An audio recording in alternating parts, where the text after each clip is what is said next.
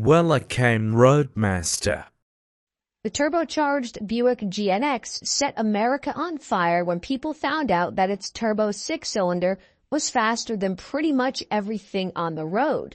But some 25 years earlier, Oldsmobile of all people had already began experimenting with a production-ready turbo car with a V8 under the hood. And by 1962, they were ready to bring it to market. But this was no ordinary engine, requiring methanol injection to operate the turbo at the engine's high 10.25-to-1 compression ratio.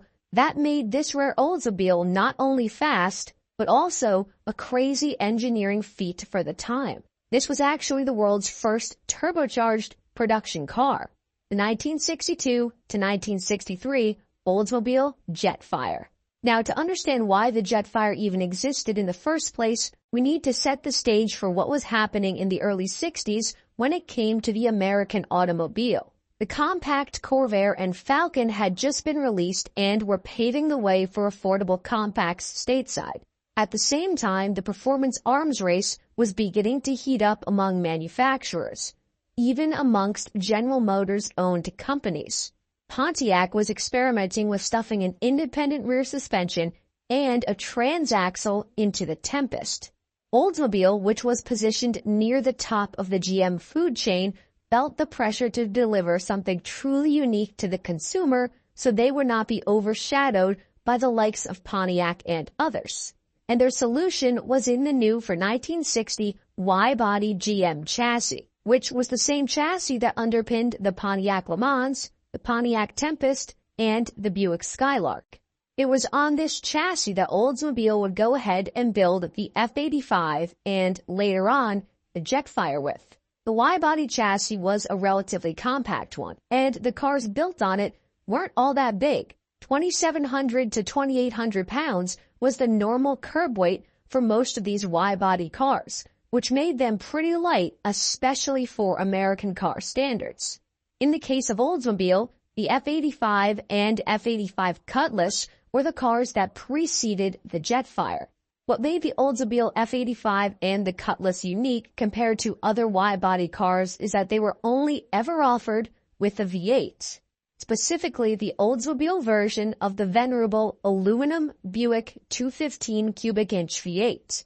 Now, the Oldsmobile engine at its core was the same as the Buick one, except for one key difference. Buick used a 5-bolt pattern around each cylinder with the heads, while Oldsmobile used a 6-bolt pattern to help relieve potential warping issues with higher compression ratios, which you'll soon see why that was actually so important for the Jetfire.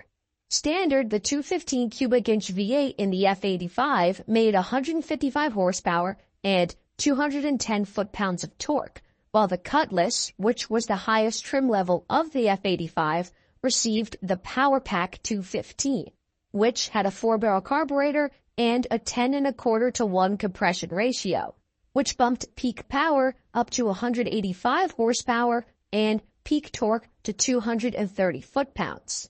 These were solid numbers out of such a low displacement engine, but they were really all that a stock 215 had to give power-wise, without needing a crazy cam and stuff like that. And as we all know, with the power wars ramping up, Oldsmobile needed to figure out how to squeeze even more power out of that little 215. And by 1962, they had their answer, the turbo rocket motor. All of the Jetfires were based on the Cutlass pillarless coupe version of the F-85. Internally at Oldsmobile, there were many discussions for how to increase the power out of the 215.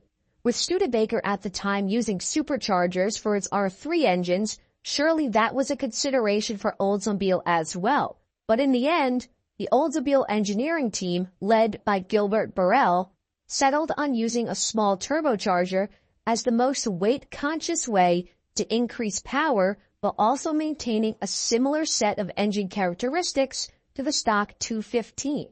Oldsmobile partnered with Garrett to help create a low-displacement turbocharger for this application, and that motor, as mentioned, would be named the Turbo Rocket, and that's what would go in the Jetfire. Now, typically, to run any forced induction, whether that be a turbo or a supercharger, you want to have a lower compression engine. This is so that once you add the extra air pressure from the turbo into the cylinders, that the combustion chambers can safely accommodate said increase without unneeded detonation. In the case of the Oldsmobile 215, this wasn't what happened. In fact, they kept their already high for the period 10 1/4 to 1 compression with the turbocharger in the 215. So you might be wondering, how did Oldsmobile solve the detonation issue? Well, with something that they called turbo rocket fluid. Essentially, what Oldsmobile's turbo rocket fluid was a mix of methanol and distilled water that was stored in a separate tank and was sprayed into the air-fuel mix when the gas pedal was pressed hard enough. With the turbocharger running at just 5 pounds of boost, the high compression ratio made this a necessary addition. The turbo motors also got new pistons, different main bearing end caps, and finally a larger radiator. All of these changes now resulted in 215 horsepower and 300 foot-pounds of torque for the turbo motors. This was a gain of 30 horsepower and a monstrous gain of 70 foot-pounds of torque. Paired with the stock 336-to-1 rear gear ratio, the Oldsmobile Jetfire with a 4-speed manual could do 0 to 60 in the mid-8-second range and complete the quarter mile in 16.8 seconds. A 3-speed manual and an automatic transmission were also available for the Jetfire. Now, in terms of performance, these were considerably better numbers than the naturally aspirated cars, but they still did leave some to be desired. That rear gear ratio likely really hurt the quarter mile performance, and a gear change to 410s or something could have made a profound difference on that number. The top speed was also only around 110 as well, even with the 336s. The main way to tell a Jetfire apart from a Cutlass of the same year would be to look for the Jetfire badges on the outside. Or, for the 1962 year cars, look for the Jetfire's 2 chrome strips that sat atop of the hood. In 1963, the Cutlass and the Jetfire got facelifted, and that new 63 body offered a much more squared-off, muscle car-esque body design as a sign of the changing times. On the interior, the Cutlass and the Jetfire were also really similar, except for a vacuum boost gauge that was fitted on the Jetfire cars. With its turbo V8, the Jetfire was a truly innovative car for the period, but it wasn't without faults. Actually, it had 2 main problems, the first of which was the exact thing that made it so cool, the methanol injection. While today having a car that uses that is kind of a cool flex, but back then, many owners found it rather annoying because they had to top off the fluid in that tank. Otherwise, the Jetfire's failsafe would kick in and turn the boost down on the turbo in an effort to save the engine from damage in the absence of enough turbo rocket fluid. If you were aggressive with the gas pedal, a tank of the turbo rocket fluid could disappear in just a few hundred miles. Lots of owners simply ran the cars hard, and then when performance dropped because they didn't top off the special fluid, they complained to the dealership about reduced performance. In fact, many dealers ended up converting the cars to ditch the turbo entirely and just run a 4-barrel carburetor after a while, which is a shame because this quality of life mod pretty much neutered the only thing that made the Jetfire special. The other main issue was the handling of the Jetfire. Now, Oldsmobile kinda dropped the ball in this department. The same core suspension from the Cutlass made its way to the Jetfire, and in period, it was described as rather floaty and not at all that confidence-inspiring when pushed, which wasn't ideal for the king of this lineup. While the Jetfire weighed just 2,800 pounds, 4-wheel drums came as standard, so braking, while fine for the era, still wasn't great. And it also needs to be said that the Jetfire was kinda pricey.